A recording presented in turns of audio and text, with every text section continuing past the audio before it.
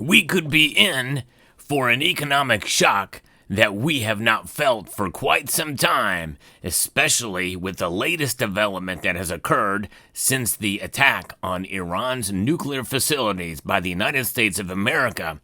And gold and silver will likely react as a result in dramatic flare. Let's talk about it as we explore.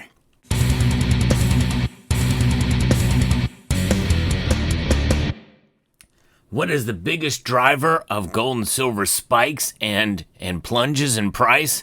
It is fear. It is psychology. And that's exactly what we're going to be feeling moments before the markets open up in Asia. Now, every Sunday night, I do a market watch, and where we watch gold and silver prices as they open up in Asia. So tonight's going to be a very interesting night if you care to join us at 6 p.m. Eastern Time tonight on Sunday because of what has just happened last evening. Before we get to that, I want to remind you of channel sponsor Summit Metals. Do your due diligence before buying precious metals from any dealer, no matter what, no matter who is sponsoring who or what have you. It's really up to you. I encourage my viewers to not buy precious metals out of fear. No matter what anybody says about anything, you should do your own homework on that. Summit Metals understands this. So check them out and see if they're right for you before you make a purchase. But nonetheless, what's happening now is groundbreaking. We had an absolute flawless military campaign to take out 3 different nuclear facilities that have been about set back 2 to 3 years. And likely now they've been set back over a decade. But the question is what kind of material was left in those facilities? In other words, were they able to remove some of the nuclear material to other locations? And that is really up for assessment to see if they were able to be successful in that, the Iranians. But nonetheless, those sites of themselves have been destroyed and obliterated completely. Now, late-breaking news here is what the Iranian parliament has just voted to support in closing the Straits of Hormuz, which is one of the world's most critical oil transit choke points, according to media reports, and it is a reality that is the case. Now remember, I did 2 videos about this, and they didn't get very many views. I guess not a lot of people are paying that much attention, but I think this is extremely important. And we knew it was one of the cards that Iran could play, and likely would play, especially in points of desperation. Now let me get back to that very controversial action. And it is controversial not only between along party lines, but even within the MAGA movement. Now I don't want to go into too much of the controversy there. Most of you know my views on it. But I don't want to focus on that because it's really about the psychological element here, especially occurring over the weekend as the markets will have time to digest what happened and react accordingly, especially in Asia. This sends a very strong and powerful message to the entire world. So I think there's going to be a strong reaction. We should be watching what happens with gold and silver, and in many cases, usually that reaction is knee-jerk. Just as it is in politics, and what people fear is going to be the outcome of such an action and activity that has occurred. What is going to be the response from Iran? Sleeper cells and awaking sleeper cells in the United States or an interest overseas, direct attacks on them from Iran or its proxies. Those are all legitimate fears, certainly, no question about it. And also, looking at what the possibility of it not being as bad as some people fear from this attack. Those are other possibilities too, which means that gold and silver could spike dramatically out of the gate in Asia, in London, and in New York. But what is going to happen if it's not as bad, and Iran's capability to wage war and to coordinate attacks is not as bad as some people think? Then the markets subside, and we see gold and silver subside as well too. Maybe even fall from where they're at because, well, the nuclear threat is even less than what it was before these strikes occurred, barring any way to be able to take that nuclear material and be able to reconstitute it in such a way in another location, unbeknownst to the United States. So there's a lot of different factors that play logistically in this, and assessing response, assessing damage, and assessing what happened to that material, and the surveillance that very well could have been overhead as we dominate the skies to know whether or not material's been moved in or out. Likely, we probably already know that.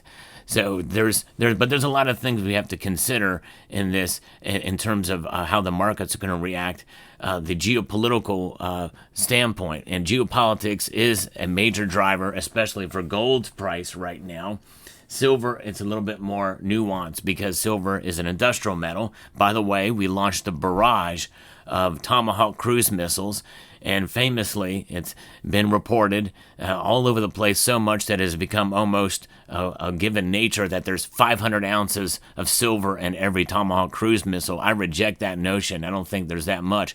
There definitely is silver in those Tomahawk cruise missiles, and there's no question, but I don't think it's 500 ounces worth. I've not seen any direct evidence of that, and likely we never will because those missiles and the technology behind them and how they're put together are a secret. And rightfully so. We shouldn't know that information. But we know that silver is being used in all kinds of military applications. Demand for silver will continue to rise, whether there's war or not, or an expansion of war or not, and that is really the real fear now, and it's an understandable fear, no question. However, we have to also look at nuclear, the fear of the nuclear football, to coin a phrase or whatever, and that's essentially what could happen. That material could be put into a dirty bomb. There's all different kinds of ways that it could be moved around. And the threat was there before, and I don't think it has completely gone away even now. But nonetheless, even as such, once they do assess and see that it has completely gone away, that is going to be a very good news for the entire world. But one thing that we have to look and assess here as we watch gold and silver prices, as we see there's going to be some people that think it's just going to skyrocket. Because right now, as I record this video, Bitcoin has fallen dramatically. It is now below 100,000. That's going to be a hint or clue as to what could be coming with the precious metal markets, for sure. So that's going to be very interesting to see how that plays out. Seeing that the Bitcoin price is moving down over 3.8% right now. And when these markets open up, and what will the dollar do? What will gold and silver do? What will crude oil do? Crude oil. And the thing is we're probably not going to get that till later. Oil prices. I know last Sunday night we checked and didn't see any movement in oil prices, I think, until later. So when those markets open and timing of those markets, even not all the Asian markets open up right at 6 p.m. Eastern time. So I hope you will join me on this broadcast at 6 p.m. Eastern time this Sunday night to be able to see what's going on with gold and silver. And we're going to follow this, and mostly from the market standpoints. Always feel free to voice your opinion about, and you will, and I encourage it, no matter what. But nonetheless, just understand that I'm going to try to approach this from a market standpoint, from the geopolitical standpoint, is this midnight hammer, which is what the operation was called, and what has happened there, and what's going to happen after the fallout from this, pun intended there. But there it is. So fascinating indeed. One thing we know for sure is that the dollar and its dominance around the world is still in place, but there's going to still be an effort to de-dollarize on multiple fronts.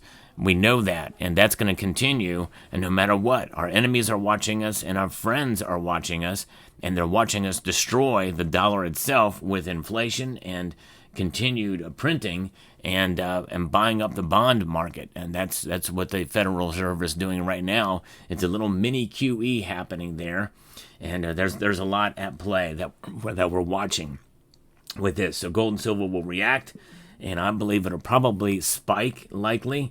as the market opens, but I'm curious to know what you think gold and silver will do in the fallout of all of this, in the immediate aftermath, and after a couple of days and weeks. What do you think gold and silver is going to do? Honestly, I don't know. I think it's looking good overall. The conditions and the fundamentals for gold and silver are so good that I'm holding on to my prediction for silver.